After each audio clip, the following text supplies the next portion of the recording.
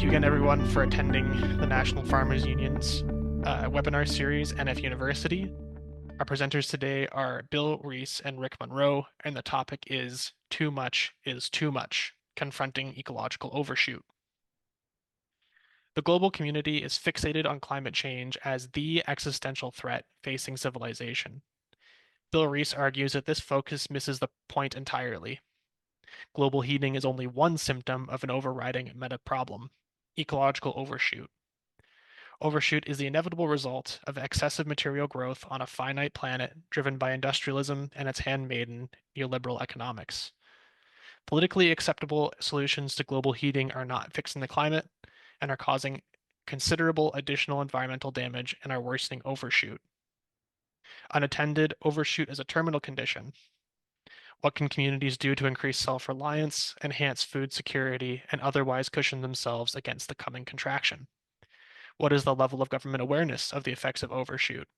And has the Canadian government ever analyzed the contradiction between two competing goals, constant economic growth versus ecological health and long-term resource requirements?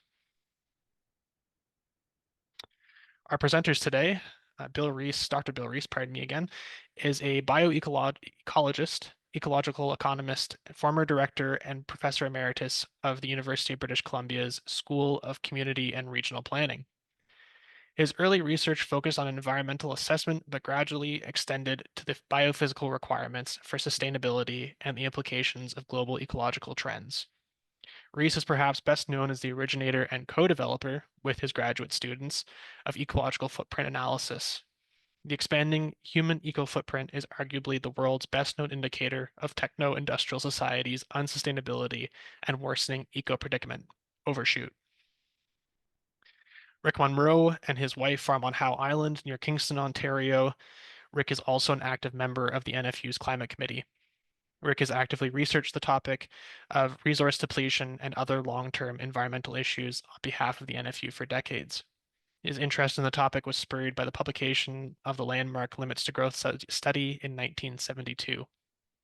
Rick has served as the NFU's representative at several conferences on sustainable development following the United Nations Conference on Environment and Development report in 1987. Bill, please take it away after I stop sharing my screen.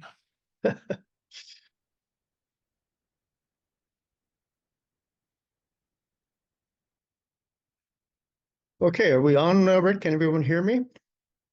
Oh, we can hear you. James? Okay, James. Thanks very much for that introduction. And I really want to thank the NFU for inviting me to speak with you today. I think this is an extremely important subject, and I want to get onto it right away. So what is the real problem? And the point I'm trying to make here is that climate chaos is potentially catastrophic, but it is not the threat to the human enterprise and the rest of nature. There's a much bigger issue. And I have to warn you that the situation is extremely complicated. And I want to be clear at the outset that I'm not in climate denial. Global heating is real and is a potentially catastrophic event. Carbon dioxide levels are the highest they've been in 14 million years. Temperatures in this century, or in fact, just this past decade, are unprecedented in the past 24,000 and possibly even 100,000 years. Last year was the warmest in the instrumental record. For 15 consecutive months, from June 2023 through September of last year, global temperatures exceeded previously monthly records. The global community is on track for 3 degrees Celsius mean global warming. Potential chaos and risks to food supplies, etc., all within this century. So it's an enormous problem. Climate scientists have lost track. This is a couple of quotes from Gavin Schmidt, the director of NASA's Goddard Institute for Space Studies. For the past 9 months, well, he said this in March of last year, so it eventually became 15 months, mean land and sea surface temperatures have overshot previous records each month by up to 0.2 Celsius degrees. This is a huge margin at the planetary scale. And this is really important. Climate scientists, quote, don't really know what's going on. We are unable, quote, to reconcile our theories with what has happened. So things are utterly unprecedented and are not even conforming to our best scientific models. This graph shows pretty much what's happening. You can see the last couple of years are way above the record for the previous 100 years or so. So what are the impacts on agriculture? I'm not going to spend a lot of time on this. I'm sure most of you are more familiar than I am, but there's thermal stress, where both higher and lower temperatures can reduce yields and increase animal loss from disease, for example. There's water stress, both from increased precipitation and increased droughts, which can both result in obvious losses in crops. Last year, the US lost about $20.3 billion from water and temperature stress. Drought insurance payouts to Alberta farmers exceeded $326 million in 2023. So these are enormous economic costs as well, obviously, as a hazard to our food production. There's also reduced biodiversity from climate change, including populations of pollinating insects. The best agricultural climates are migrating away from the best arable lands. Arable lands were created by a mix or an interaction between the climate and the parent rock material. So as climates move away, the best soils may be left behind. Rising sea levels and saltwater water intrusion will reduce the area of arable cropland. In fact, one study recently suggested that as many as 3 billion people may be left outside of the customary human climate niche by the end of this century. So it's a bigger problem than just agriculture. Nevertheless, and despite the fact that this is a massive problem, the present global focus on climate change is delusional and misdirected. Acceptable solutions to global heating, and this is the real reason why I'm on this point, including wind turbines, solar panels, EVs, and so on, are not fixing the climate and are worsening the greater meta problem. So the focus on climate is making the situation worse. Climate change has become a distraction from acknowledging and responding to the real eco-predicament. And the real ecological threat, eco-predicament, is overshoot. Overshoot means that the human enterprise, that's all human beings, the population, and our economic activities are consuming even self-producing resources such as fish stocks and forests, and replenishable resources, including freshwater aquifers and arable soils, faster than they can regenerate. And we're producing toxic waste in excess of nature's assimilation capacities. In Overshoot, the human enterprise is growing by depleting essential resources and undermining the life support functions of the ecosphere. We are literally consuming and polluting the biophysical basis of our own existence. Every environmental problem you can name, from plunging biodiversity through more frequent plant pandemics, are co-symptoms of overshoot. Climate change or global heating is an excess waste problem. Carbon dioxide, the main human or anthropogenic driver of climate change, is the largest waste product by weight from industrial economies. So overshoot is the overriding disease and a terminal condition. Climate change is merely one of many co-symptoms of this problem, and the only one that we seem to notice as a global society. And that's because I'm arguing that humans are really cognitively impaired. We are afflicted by carbon tunnel vision. People tend naturally to fix on a single problem at a time, the economy, carbon emissions, the pandemic, etc. We simply don't understand complexity. We don't connect the dots among the various environmental and related social problems. Why do we have tunnel vision? I'd like you to consider two definitions. Something becomes obsolete when a newer vision of that entity comes along that is more efficient, more effective, or otherwise functionally superior to the original. On the other hand, something can become obsolete if its operating environment changes so much that it is no longer able to function effectively and may even become self-destructive. And I'm going to argue that the human brain is obsolete by the second of these definitions. And there are two reasons for this. I told you this was complicated. First of all, the human brain, our central nervous system, evolved when humans lived in small tribal groups in spatially limited, predictable environments. And this circumstance posed only modern modest challenges to the evolving nervous system. The result is that the human brain is evolved to be accustomed to relatively simple environments. We tend to think in simplistic, linear, mechanistic, reductionist ways. That's the whole basis, in fact, of most of Western scientific materialism. This way of seeing the world was once perfectly adequate for survival, but times have changed.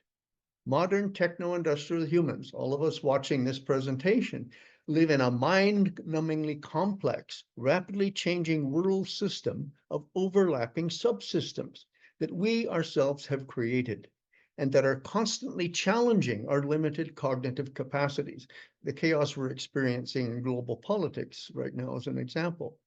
Humans are not cognitively equipped to fully understand, let alone control the workings of any major cultural subsystem, the global economy, the internet, artificial intelligence, or geopolitics, or the interactions of these human systems with the climate system or any other biophysical subsystem of the ecosphere.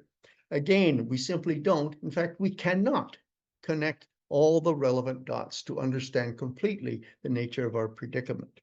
So with our functionally obsolete brains, we're no longer cognitively adapted for survival in the megasystem of our own making.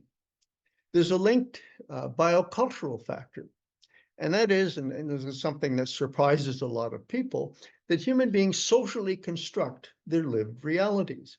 Human groups create simplified interpretations of reality that show up in our political ideologies, our religious doctrines, our economic paradigms, even our scientific models.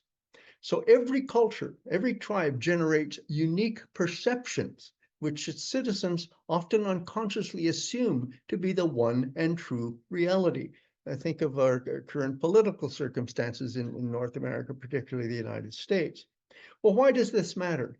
It matters because the socially constructed frames, our way of seeing the world, determines the kind of reality that we perceive. The problem is that people live out of our constructed realities or tribal myths, political ideologies, all of which are shared delusions as if they were real. Sometimes a simple mythic belief can be harmless. For example, up until a few hundred years ago, everyone knew the Earth is flat. Now, that's completely inaccurate, but it was an adequate first approximation of reality. You could live your entire life as if the Earth were flat and it wouldn't make any difference. And that was the case for most of human evolutionary history. But consider again our contemporary socially constructed cultural narratives.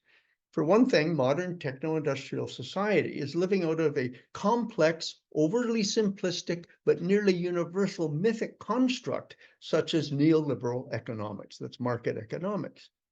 Now, this is important to understand. Modern economic theory is a simplistic, reductionist product of the human mind. It is virtually untethered from the biophysical reality within which the economy actually operates. So that neoliberal economic theory has two major elements that I think are extremely important to understand. First of all, it's rooted in something called human exceptionalism. This is a philosophical position, and it argues that the human beings, that Homo sapiens is not part of nature and is not bound by biophysical laws. And keep in mind that human exceptionalism is socially constructed, has nothing to do with reality. We simply believe that we're not part of nature and not bound by biophysical laws. Secondly, it assumes that any resource or pollution constraints can be overcome by human ingenuity. Many economists refer to human ingenuity, our brains, as the greatest resource. And we can do this through continuous efficiency gains and technological advances. So, for example, so-called green renewable energy is being sold as the solution to climate change. Now, if you believe in both A and B, in human exceptionalism, and that human ingenuity can overcome any problem, then you are free to believe in unlimited economic growth. And that is the situation in which the world finds itself today. There's no government that is not operating as if unlimited economic growth were a biophysical possibility on a finite planet. Now, obviously, it's not working. Pollution, climate change, plunging biodiversity, and so on are the obvious results of the interaction of this phony economy with the biophysical reality. And because this underpins the failure of the model, economists and other techno-optimists are now fantasizing yet another social construct, that the modern economy is decoupling from resources and environmental impacts. Some will say that the economy is dematerializing, but I'm arguing that this construct also springs from tunnel vision. Based on simplistic monetary accounting, not on real biophysical flows. For example, we see that there are fewer emissions per unit GDP, and the assumption is this continue indefinitely until there's no emissions, even as the economy continues to grow. So it follows from this new construct that growth can continue indefinitely. Now, I want you to compare that attitude, this belief that humans aren't part of nature and that we're decoupling from any residual effects, with biophysical reality. So that if you look back 10,000 years, by our best estimates, human beings constituted far less than 1% of the total biomass of mammals on the planet. Wild mammals constituted 99%. If we leap forward to the present day, humans are 32% of a much expanded mammalian biomass. Our cattle are another 45%, livestock are 22%. So that together, humans and our domestic animals, which we use to feed ourselves, so this is really all the human enterprise, constitute about 98% of the mammalian biomass on planet Earth. And all wild mammals together account for less than 2%, 1.5%. So in effect, the continuous growth of the human enterprise, particularly in the last 10,000 years, has competitively displaced almost all other mammal species from their habitats and food sources, okay? And it's not just mammals. Wild bird populations are tumbling. Domestic poultry now constitutes 70% of the world's bird biomass. Average populations of thousands of wild vertebrate species have declined 73% in just the last 50 years or so. Populations of invertebrates, including essential pollinators, are in free fall. And there's some numbers here that you can pick up if you like. So what's the bottom line here? Contrary to the decoupling fantasy, Homo sapiens has become the greatest and ever more dominant consumer organism in every single major accessible ecosystem on Earth, either directly or indirectly. Human beings are irreversibly an integral and always potentially malignant component of the ecosphere. So we're part of the system, but we're acting as a malignant parasite, frankly. The human ecological footprint is 70% larger than global biocapacity. That means we're using the planet as if it were 70% larger than it is, and we're living by drawing down natural capital assets that accumulated over tens of billions of years, oil and gas, soils, forests, fish stocks, and so on. And that's what we mean by being in gross ecological overshoot. So if we look a little deeper into this material reality, again, far from our fantasy of decoupling from nature, humans are the most significant earth-shaping force of the 21st century. Human beings move about 24 times as much material around the surface of the planet in agriculture, construction, and so on, than rivers and oceans. Moreover, by 2020, the aggregate mass of human-made artifacts, the stuff that we manufacture and build, exceeded the weight of living things on Earth.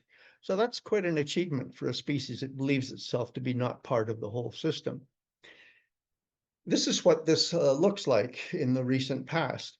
For 250,000 years of anatomically modern humans, the populations didn't grow. Human populations were held in near local carrying capacities by negative feedback, disease, food shortages, and so on and so forth. Agriculture gave us a slight bump up about 10,000 years ago, but the real change happened just 200 years ago with the use of fossil fuels. So since about 1800, fossil fuel use is up by a factor of 1,400. The human population has increased eightfold, and gross world product has increased by 103-fold, all on a finite planet. Earth did not get any larger. So we've seen just 200 years of exponential growth out of the 240 or 50,000 years of modern humanity. Now we take that recent history, perhaps 8 or 10 generations, to be the norm. But the fact is, this most recent period is the single most abnormal period in human history. And it's powered entirely by fossil fuel. Fossil fuel is the means by which humans provide all the other resources and food necessary to supply and grow the human enterprise. But what goes up will come down.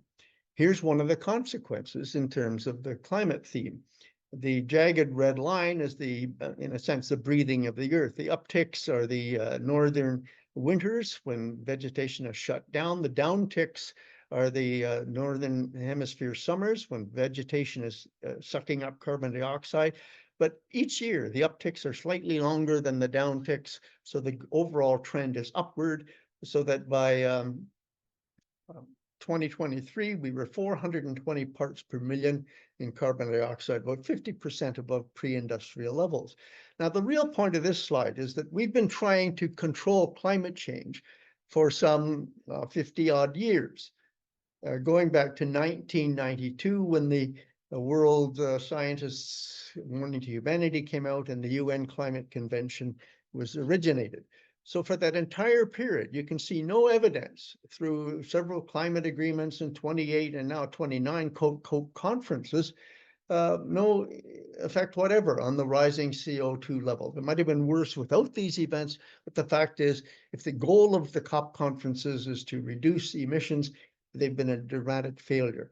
As we speak, carbon dioxide emissions are the highest ever, and fossil fuel use is the highest ever. So again, I must emphasize that despite our focus on climate change, because it misses the point, it's failing miserably. Climate change is getting worse, and Overshoot is similarly worsening. And we're still fossil fuel dependent. If this is simply a graph showing by the way, it shows the relationship between the explosion of the human enterprise, population, and the economy, coincides entirely with the increase in energy use. And oil, coal, and natural gas are still the dominant fuels. 80% of the global primary energy is fossil fuel. Together, wind and solar provide only 3.7% of final energy consumption. It may be 4% today. This graph is about 2 years old. So we remain mostly dependent on fossil fuels. You have to ask this: what would be the consequences of abruptly stopping fossil fuel, as many environmentalists would argue? Okay, there's another cognitive impairment that was once adaptive, but is now partially obsolete. And I think I said this was complicated. Humans have a talent for ignoring inconvenient evidence, and there's a good neurological basis for this. During individual development, sensory experiences, repeated ideas shape the human brain's synaptic circuitry. Patterns of thought become embedded, literally, in the synaptic circuits of our brain. Repeated thought patterns require a physical presence in our brain. Subsequently, people seek out compatible inputs, events that reinforce their preconceived notions. We seek out people who think the way we do. And, quote, when faced with information that does not agree with our preformed internal structures, we deny, discredit, or reinterpret that information. There's a wonderful little book by Bruce Wexler called Brain and Culture, in which you can see all of the scientific evidence for this assertion. So the point is, we learn to think a certain way, it becomes embedded in our brains and becomes entirely or very difficult to dislodge convictions, whether they be religious or economic or political or whatever. And this is a problem that has been endemic throughout human history. Gustave Le Bon in 1895, who wrote the very first book on human psychological behavior, the behavior of mobs, wrote, "Not truth, but error has always been the chief factor in the evolution of natures." Barbara Tuchman, Pulitzer Prize winning US historian, in her book, The March of Folly, wrote, "Wooden-headedness, the source of self-deception, plays a remarkable large role in government. It consists of assessing a situation in terms of preconceived fixed notions. such as ideology, our neural networks, while ignoring any contrary signs. It is acting according to wish while not allowing oneself to be deflected by the facts. Now, I think this is an extremely good illustration or explanation for current political behavior south of the border, by the way. So we're in a situation where we have to recognize our eco-predicament is partly neurological. The masses have never thirsted after truth. We turn aside from evidence that is not to our taste, preferring to deify error. Again, Gustave Le Bon, 1896. So we've known about this for a long time. More recently, for us to maintain our way of living, we must tell lies to each other and especially to ourselves. The lies are necessary because without them, deplorable acts would be impossible. And to make matters worse, this is the new age of unreason, the deliberate social construction of misinformation and false news. Donald Trump, anyone? Some analysts argue that the singular focus on climate change has been purposefully engineered, again, socially constructed, to co-opt the environmental movement and deflate the broader concerns about ecological collapse. We never hear about that anymore. It's all climate change. It also draws attention away from a fundamental and much deeper malaise, human exceptionalism, perpetual growth, and of course, ecological overshoot. What's the evidence for this? Well, first of all the politically acceptable solutions to global heating, the things that are discussed at the COP conferences, for example, reflect growth-oriented goals of capitalism and neoliberal economics, our prevailing cultural myth. Solutions include any capital-intensive investment, wind turbines, solar power panels, EVs, non-existent carbon capture and storage technology, and so on and so forth, geoengineering. These are all techno-fixes that preserve the status quo and are allegedly producing massive profits and jobs.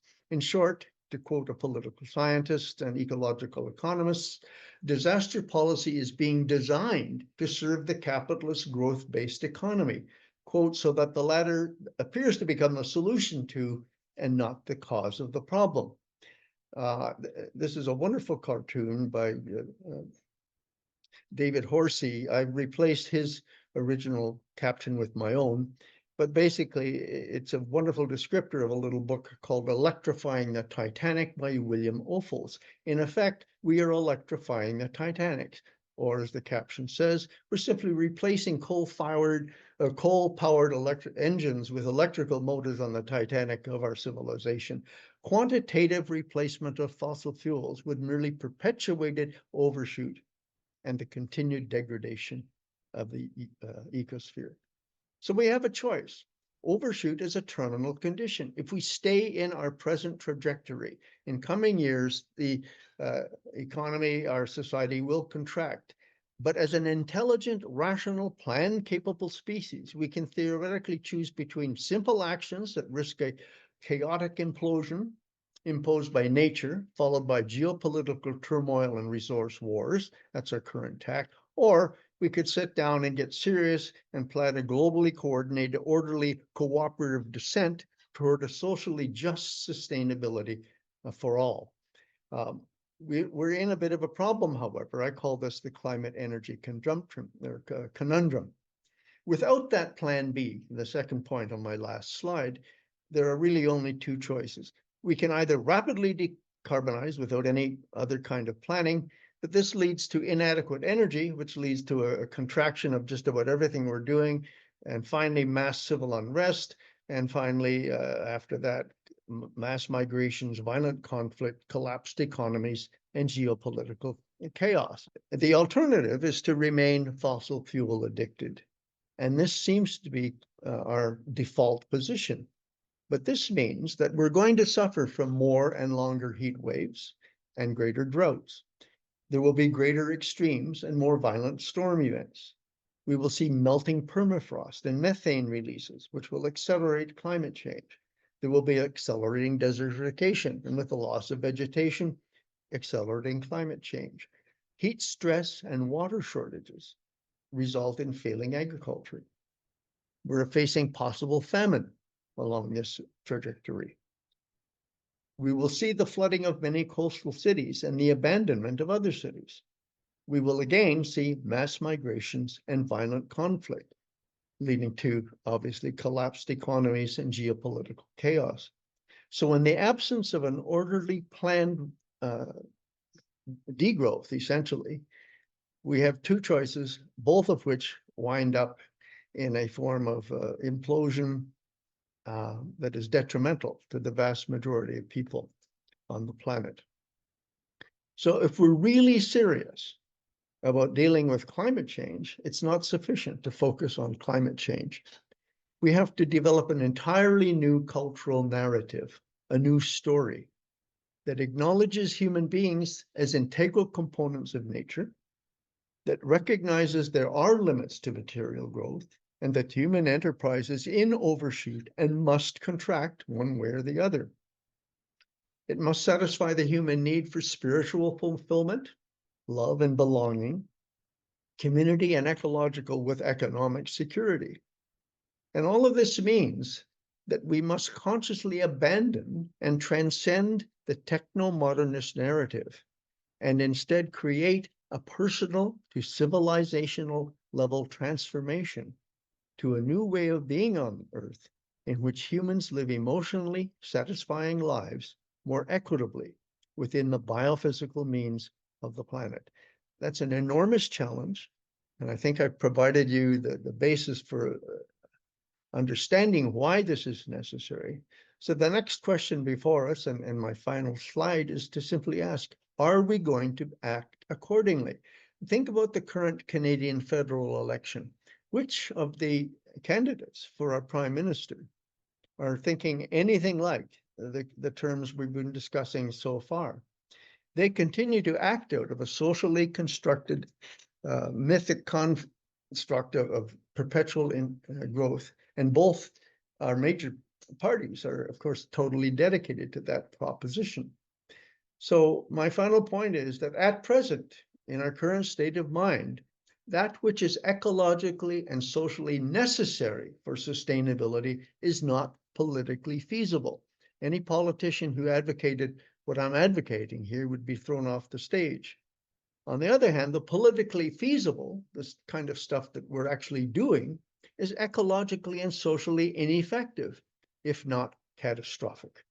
And that's the conundrum and dilemma that we face in agriculture and in every other major dimension of society, confronted with the meta problem of ecological overshoot itself derived from our dedication to growth-based industrialism on a finite planet. Thank you for your attention. Thank you very much, Bill.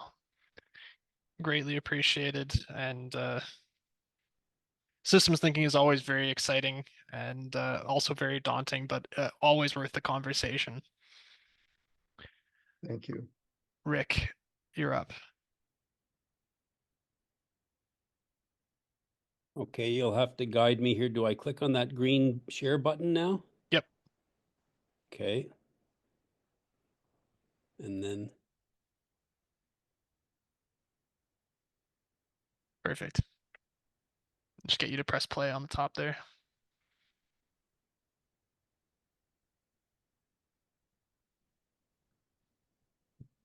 Excellent. And that's then it? that's it. And just a reminder to speak slowly for our translator, Rick. Thank you. Okay, I will do my best. Yes, thank you for that, Bill. This second part of our presentation is going to cover two aspects.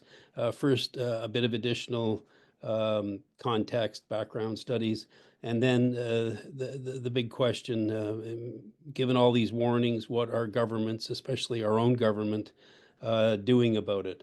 That's what I mostly want to focus on. But first, a little more context. Here we're looking at the title pages of two early studies. On the right, we've got the landmark 1972 study done by the MIT team for the Club of Rome. But on the left, to look at that one first, a remarkable book that's not very well known by a fellow named Harrison Brown.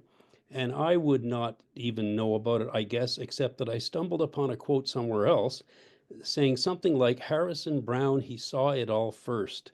And that stuck in my head. And then when I saw this book in a used bookstore for $2 or something, I grabbed it, and it's very interesting. It's got a couple of important insights.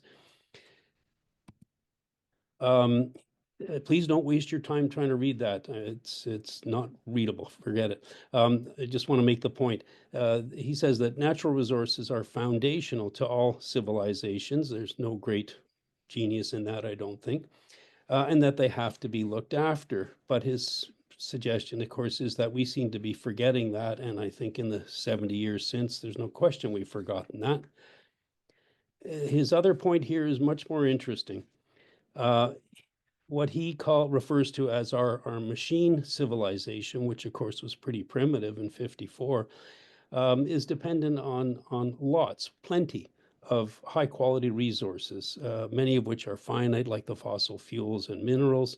And his warning is that any complex, high input culture like ours, to use his quote here, will happen only once during the lifetime of the human species, end quote. If a complex society wrecks its resource base, it will, quote, never again come into existence because of resource depletion. So it's a one-shot deal for all time, is what he was saying. And I think that's a pretty interesting observation.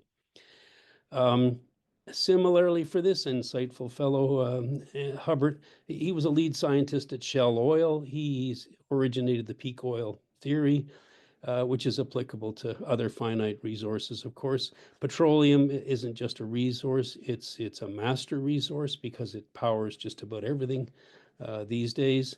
And like Harrison Brown, Hubbard is warning that the oil boom that's powered all of this is pretty much a one-shot deal. Here, it's just a representation of what happened in the North Sea's oil. It's a classic case of the peak oil phenomenon. The blue at the bottom is Britain, Norway's in red. Please notice two things, though. The blue lines that I stuck in there, they're at the dates 1980 and 2010. So in other words, 30 years. That's all it took for modern technology to extract the bulk of a very precious resource that cannot be renewed. And very quickly, the black line, everything on the left of it, of course, is the upside of the slope. In the next slides, you're going to see only upslopes on a bunch of other forms of extraction. But please remember what's on the right side as we look at these next few slides. Okay. Again, don't even try to read that. I just want you to notice the trends, please. These graphs show the extraction rates for 9 essential minerals over the last 120 years. 1960 is roughly in the middle there. So 2 points. One is we're still on the upslope on all of them, but there will be a downslope, which we cannot see, of course. And secondly, these graphs show volumes extracted only. They give no indication of the decline in resource quality, which in some cases is huge. Similarly here, again, just focus on the trend lines, please. And the date down below, the date line, if you can see the little one in red, that's the year 1950. And so notice, of course, the exponential growth that happens right around that time. So we're looking at a dozen trends. Some are societal, like it says at the top, like tourism, but others are biophysical, like human population, top left, energy use, fresh water, fertilizer consumption. Just the trend lines is all I want you to notice, really. Here we have the best known graph from that classic 1972 study. They looked at only 5 major trends going counterclockwise from top left. I stuck arrows in to sort of guide you through that. Depletion of natural resources, then food production, and industrial production on the left. Then on the right side, pollution, which included greenhouse gases, and they in retrospect underestimated its potential effects. And then lastly, human population. But the key point is this, that those lower 4, they show a bell curve, sort of like the oil curve that Hubbard had, whereas resource depletion is a one-way street. starting at the top left and going on down. It just steadily goes downward. And resource depletion has been largely forgotten or whatever. We'll skip that. Okay, on to this. Similarly, a dozen major environmental trends. The three main greenhouse gases are at the top in the top row. We've also got deforestation, some other eco damages in there. Again, 1950 is the date in red. Okay. About 15 years ago, another team of researchers came up with a very different approach to all of this. They settled on 9 vital planetary boundaries. The green is their other concept of safe operating spaces. So green is okay, and with the that being the boundary line. The reds, various shades, are the high risk zones. Importantly, 6 of the 9 are already transgressed, and in terms of agriculture has a major role on all 5 functions. On the left side, we got nitrogen and phosphorus cycles. They were the first ones to be transgressed, by the way. They showed up in the first version in 2009. Also freshwater, land use, biodiversity, climate change at top. Okay, and this slide here is the end of our background business. I'll just let that sink in. Of all our human shortcomings, Bartlett flagged this one. Not racism, not our belligerent natures or whatever, but that.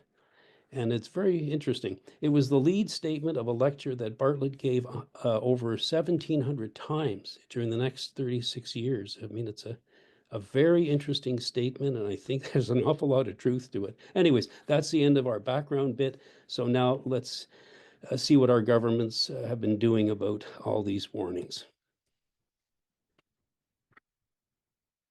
I've been very concerned about this for decades, but I really only started actively pursuing the question during the last year or so. Just, I don't know, I guess it suddenly dawned on me, stupidly, I guess, as to like, whoa, how come it never even gets asked? Anyways, I found nothing in searches. The more curious I got, the more I looked. And I guess the logical first place to ask of government would be our foresight agencies. We've got 2 of them. We've got National Defense, and then this is our lead civilian agency, Policy Horizons. So I looked over their publications online and stuff, and then I finally wrote to them last year. And they have a very important function, which is to scan for emerging threats, same as National Defense, identify concerns, alert the appropriate department. That's pretty important stuff. And this was what I was hoping to find there. I was hoping to find some awareness, a fair bit of concern, assuming there was awareness, and maybe even luckily, maybe a bit of interest in engaging with a concerned citizen who is asking for information or maybe has a little bit to offer them. I don't know. But anyways, I felt like I kind of struck out really with them.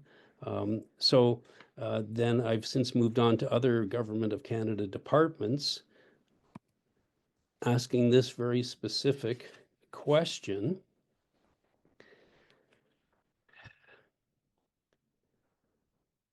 And I've also asked it of several environmental organizations. Is anybody aware of any study by our federal government that looks at that contradiction? Or to be polite, I said apparent contradiction, but as Bill points out, there is a contradiction, my God. Anyways, I got to keep moving here.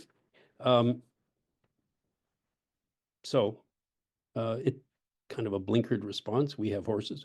It seems incomprehensible that our government would never have questioned whether their primary goal of endless growth could itself be driving so many harms. But there we have it. So far, the answer is no, no such study.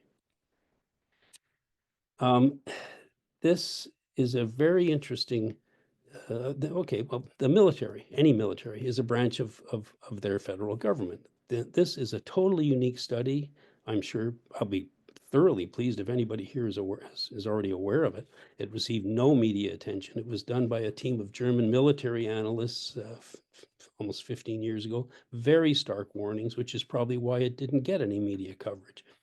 They examined the likely effects of constricted oil supply, peak oil, especially to the larger economy that keeps society orderly and functioning, including protective services like the military.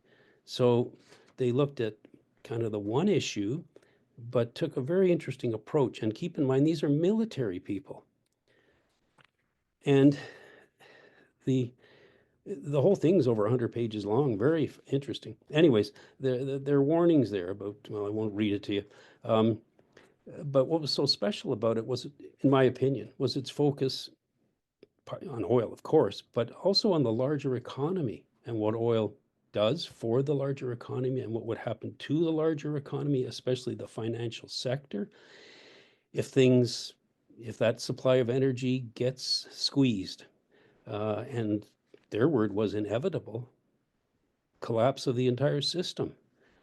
So that got me thinking, like, geez, okay, so if that's what those guys think oil alone could do, wouldn't climate change and other biophysical disruptions have an even greater potential for collapse? Anyways, I'll move on here. Their conclusion, psychological barriers. Well, that reminds me of what Bill was just talking about, the way the human brain is wired and everything else. Military analysts, what I really enjoy about a lot of their stuff is they focus on, they're very aware of human nature, especially human vulnerabilities. Civilian studies often don't want to touch that stuff because I guess it's kind of negative. Anyways, here they're pointing to our tendency to dodge unpleasant truths, which Bill just talked about it. Okay. And as Bill said, we humans seem to have a talent for ignoring inconvenient. What did you say, Bill? Ignoring inconvenient evidence. Yeah, that was well put. And Bill's final bit about politics. I mean, imagine if instead of it's a movie theater, what if it's a polling booth and you're lining up to vote for various parties? Any party that, well, the implications should be pretty obvious. We'll keep moving because I don't want to cut into question time. Ramsdorff, he's not military, but this was not this exact slide, but, well, I think he may have used the same one actually at a conference, NATO conference with respect to climate change last October in Montreal. He gave a stunning 10-minute presentation to that audience. I thought it was wonderful on what the AMOC, the Atlantic Current shutdown, could do to Europe. And you can see the graph. I mean, it's already slowing down. It ought to be a huge concern over there, especially for their implications for European agriculture. I'm almost done here. What's happening in the UK is utterly puzzling. In their House of Lords last fall, so less than a year ago, this Baroness, she got up and asked whether the UK Parliament had ever studied the economic consequences if the AMOC were to slow down. No such study has been done. But here's the real shocker. She was only the second person to even ask the question. The first one was in 2020. So shake your head. Okay. To their credit, the UK government did set up they call them APPGs. They got dozens of them, all-party parliamentary groups, which is a great concept. I wish we had that here in Canada. An all-party parliamentary group on limits to growth about 15 years ago to look at it, to question it.